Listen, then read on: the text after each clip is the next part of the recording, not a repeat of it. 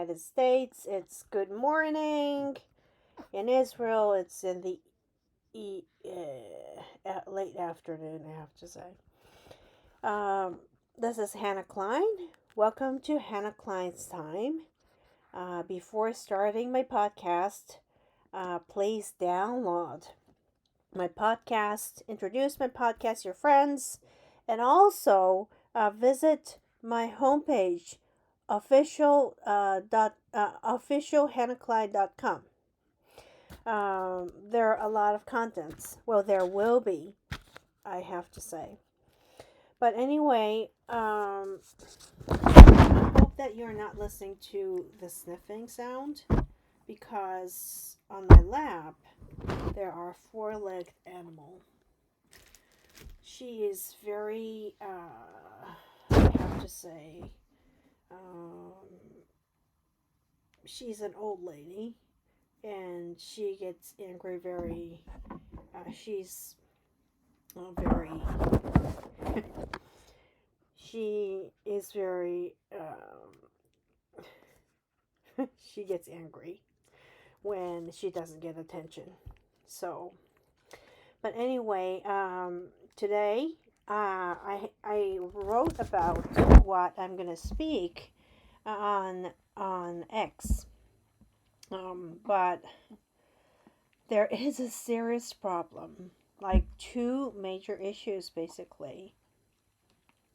I think that the Japanese have to ask, where is our money, really?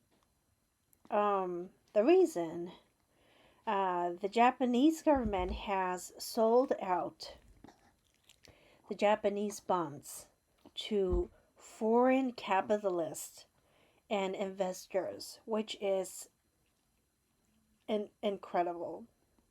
Not in good ways, but in terrible, horrific ways. I have to say, well, in a sense, it's very, it's terrible. Just the reason is that think about the circumstance when the bonds are bought by the Chinese. I'm not sure if the Japanese government is checking who's buying the Japanese bonds. And actually, Arab nations asked the Japanese government, "What are you doing?" Okay. So this is what happened.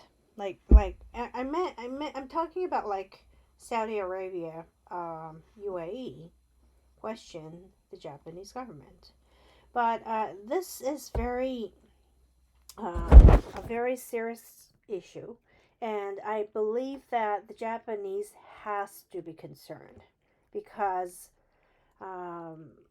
in case of urgency, there may be a case that the central bank of Japan doesn't have enough money to supply money with the banks.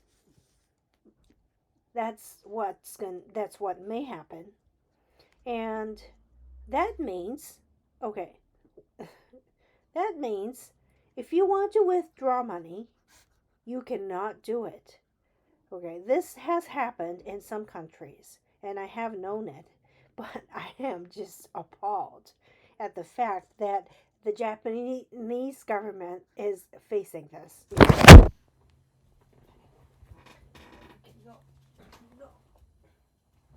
No? Okay. But this is very serious. I cannot believe that the Japanese government doesn't think of this as a serious issue. Well, thinking back a long time ago, my grandmother purchased a lot of Japanese government bonds. But anyway, it's not just for the purpose, but there are it was for Japan. Um, but but anyway, it's not about my grandmother. But if you do not have, well, if the Japanese government or Japan doesn't have enough amount of currency. See, I do not like Keynesian economy. I like uh, Milton Friedman monetary uh, system, which is we have to be concerned about how much money we have. We means Japan in this case, and it's very, very serious. I do not understand why the Japanese government doesn't get concerned. Or the Japanese people should be alarmed about this because they may not, they may lose everything. They may lose their savings. And what is this head of central bank talking about by, well, the Japanese have sneaky peek savings in their house instead of saving in the bank. I cannot believe what he said. And actually, what he said does not matter to the Japanese economy. I cannot believe why Kishida appointed him. And he is destroying Japan. He started it. And another thing, he bankrupted companies. That's what he did. And that's what he's doing. And his consequences are now happening, which means, well, like for example, a souvenir shop. Like I have to say, middle level or small to middle level corporations that have little capital, maybe less than $1 million. I don't know. I'm not saying I don't know, but it depends on how much capital um, the corporation has. But basically, um, these companies are going bankrupt because of the Japanese government, and the Japanese government does not care. Okay, this is what's happening. Okay, Japanese government does not care, and the Japanese government is now censoring the medical system. I mean, I do not understand what they're doing. Like they're facing bankruptcy, and they told the corporations to invest to China, which is, well, China. I have to say CCP China, Chinese Communist Party China. I mean, and Shiseido, for example, it was horrible because of um, the policy. It's not just the corporation's policy, but it was the policy of the government basically. And I do not understand why Japan has to bow down to CCP China. And now we have to go sightseeing? What? It is ridiculous. I mean, it means that the Japanese government is selling out the Japanese people. This is terrible. And this is what Kishida did. And basically, in my opinion, with this inflation rate, the Japanese people have to, well, are supposed to gain income by there has to be increase in income, I have to say. There has to be increase in income by $1,000 at least to get through everything. And I'm not sure if people with more than four members of the families can get through with this inflation. It's not deflation. Okay? Kishida was saying it's deflation. I mean, what is he talking about? I mean, he increased a lot of taxes. He set up a lot of intricate, complicating tax systems, which bothers so many tax accountants. Basically, he increased a lot of work, and he decided to set more tax rates. It had to be opposite. Well, it has to be, well, the taxes had to be reduced. That's the Milton Friedman's logic, basically. The government interventions do not work well in the freedom of capitalism. And I'm not saying that he's totally his theory can be totally applied to the economy. However, basically, the Japanese people are fooled, and the Japanese people are made to believe, well, there's a lot of money in the Japanese government central bank, and so invest a lot of money. Do you know who said that? Kishida did. Like Nisa. Invest. You need to invest a lot. To where? Well, I would say first he had to ask people to buy the Japanese bonds, but he did not. And the next thing, he did not ask the Japanese people to buy the bonds issued by the Japanese corporations. He did not do anything. I'm not sure what he did. Well, I'm not saying what he did. He damaged Japan. I'm saying I'm not sure what he was thinking. However, the realistic wage that the Japanese people can get is too low, that they may have a hard time even having, well, enough meals. 3 meals, I have to say. And this is very sad. And another thing is that good corporations, old good corporations, are going bankrupt because of the government. And the government is not doing anything.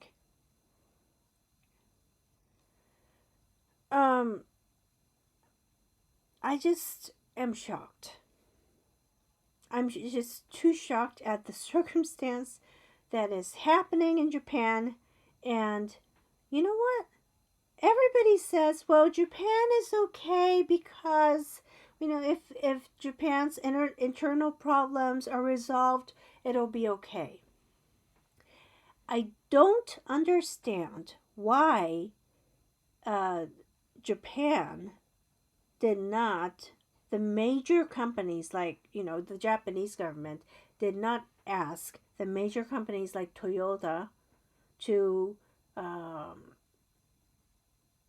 affiliate, meaning merge or acquisition, have some kind of acquisition with General Motors, for example, the U.S. company, the most famous car company,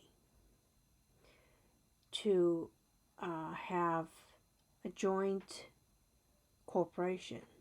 It can be a different corporation from those two companies. They can set up a new company together. I mean, I do not understand why there is no such attempt. There was, I have to say, no such attempt in the past. It's not just for the company itself. Well, it is for the company ultimately, and at the same time, by asking the major companies, which has a lot of capitals, I have to say, and also enough funds to consider acquisition of the U.S. corporations, or set up a joint corporation with the United States corporation like General Motors and set up a new company. As I said, well, I'm saying this over and over, but I'm now, Japan is facing, I think, crisis level of in defense, I have to say. And well, Japan has a lot of corporations in China. And what are we doing? And these diplomats, Chinese diplomats, they are wolves. They don't have anything mutual. They don't consider anything mutual. It's not a part of their culture. Their only goal is to take somebody's profit and make it into their own. That's what they have been doing for decades and decades. And why did the Japanese government, okay, I have to say the Japanese government invested to China. I don't understand why they had to do it. Because instead of doing it, they could have invested to other nations, not communist, not authoritarian, the third country, which has a lot of potential to grow. It's horrific. And I'm sorry, Kishida said a lot of things like, I decided to invest some funds for African countries because of the poverty, blah blah blah. That's just an attitude. Okay, he's not. He did not solve any core issues. Well, this problem of the Japanese bonds did not start during Kishida administration. It has been a problem of Japan for years and years. And it has been left alone, and now it's a serious problem. I don't know what, in my opinion, I don't think that the Japanese government should sell out the bonds to foreign capitals anymore. I mean, they have to stop it, really. And also, I just, it's not Japan first, blah, blah, blah. All those policies, I'm just so tired of listening to it, okay? I'm just so tired of, like, all these, banner thing. They need to solve the real problem. And I'm just tired of only words just coming out of the politicians, for example. It's too appalling. And I cannot be optimistic about the Japanese future. um, they cannot even solve the inflation issue when the Japanese corporations are facing bankruptcy, and also the Japanese people are having problems getting enough meals, or healthy meals, I have to say. They cannot, if they cannot get, enough, if they don't have enough money, for example, for maybe a lunchbox or something, they get some kind of like cake, blah, blah, blah, that's it, like in milk, and that's not healthy.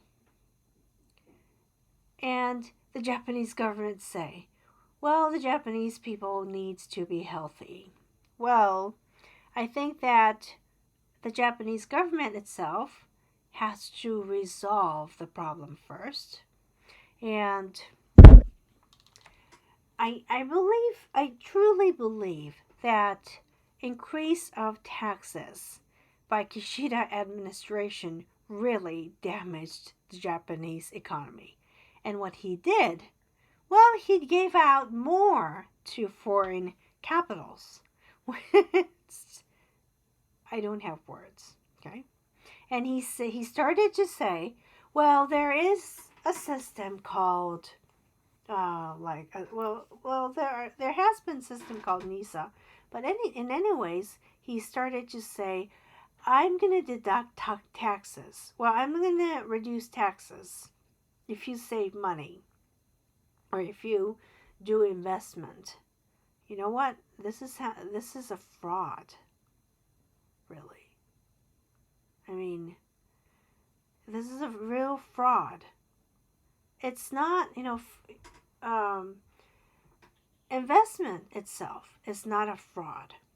It is important for the corporations to have investors. And also, it is important to have for corporations to have good relationship with the investors all the time. I mean, they have to care the good relationship. But I mean, the Japanese, or the good corporations, really are losing profits because of the Japanese policy, and also the Japanese government doesn't have any plan to help them or support them. And they just say, well, it's bankrupt. That's it. I hope they don't say that to people, but I guess they're about to say it. And they're about to change the system, but it's not exactly capitalism. I don't exactly, say or call it capitalistic, but it's just like a fraudulent act, and the money is gone. And what? To cover up, the Japanese government is now funding this IR thing, which is the casino. You know what? Casino business is not such a thing. And it's just terrible. I know that they do not aim to aim for casino itself, but the Japanese government missed the opportunities to invest to semiconductor companies earlier. I mean, it's too late. Okay? Prime Minister Ishida, he does not have to come back. Okay? Live in the White House. And when President Trump calls for the Japanese issues, just run to the room and just have conversation with him. Okay? Never come back. Okay? He doesn't have to come back until the problem is resolved. And just please do not look away. Okay? I have to say, buying time, it doesn't work. Okay, he has Prime Minister Ishiba has had to reach the conclusion that uh, it's not about getting rid of other countries to President Trump, but uh, Japan had to have much closer conversation with President Trump, but they missed the opportunity already. I mean, they can reach the conclusion now. Too late. Okay? Just live in the White House, and that's it. Okay, that will be much closer, and he doesn't have any choice but to face President Trump. I mean, he cannot just run away from the problem. He's the Prime Minister of Japan. He needs to resolve it for the sake of the Japanese people. He represents the Japanese people. He represents the good corporations of Japan. And just don't say Nippon Steel is, well, something else. We don't care. Okay? That was terrible. Deceptive act of the Japanese government. And I have to say, Ishiba administration's act. Lastly, here's Israel. UNRWA is Hamas. And, well, I talked about this with Rabbi Levine. I talked about this with other advisors to prime ministers. For example, Michael Front, Rabbi Michael Front, I have to say. And I had talked with many other people. Oh, Dr. Anna Wilf, who was a former lawmaker and a researcher of UNRWA. And listening to her, not just listening to her, I had reached conclusions that UNRWA was Hamas long time ago, and I asked Dr. Anat Wilf, to come to my podcast. And it's not the right thing to fund UNRWA or make UNRWA office ever in Japan. Why does the Japanese government have to fund the terrorists now? That's what they're trying to do. I just do not understand all these statements by Kishida, all these statements by Ishiba. Kishida, what does it mean by balanced diplomacy? Okay, it's just a word, and it's very much deceiving Israel. Prime Minister Abe was not like that. I have to be clear about this. And it was not disappointing.